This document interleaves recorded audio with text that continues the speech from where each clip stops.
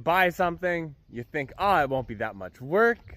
It's hooked up to the auger, it'll be perfect. But you just keep thinking of things you're gonna need. So I ordered a drop box off of a 4890 yesterday because it has a large 1000, and obviously this small 1000 wasn't strong enough for whatever it was doing last. So we're changing that whole box. Gone. I thought that was the last thing we had to do.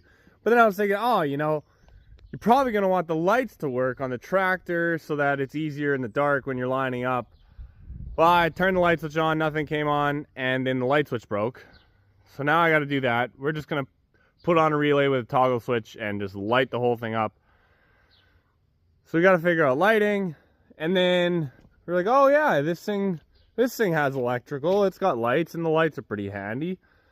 So now we got to see if this plug works.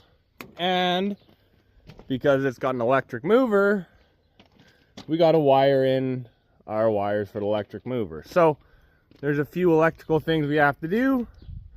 I think if it comes down to it and none of those wires work or the lights are burnt out or whatever, we're just gonna put like 6 LEDs facing backwards. They won't draw much power, put them on a toggle switch, and we'll be good to go. But I sure am fired up for this 4690 on the auger, because it is gotta be the cheapest PTO horsepower that you can find.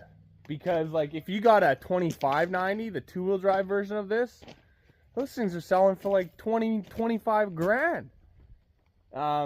Because they're high horsepower and they're actually like a good tractor, whereas this isn't a great tractor. But for what we're going to do, it's going to be fantastic. And I would have loved a Versatile. An 875 with a PTO on it would be the tits, but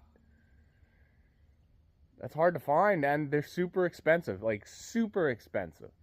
Or you can get a triple nickel Versatile, but then it's got the Cat V8 in it, which is also hot garbage.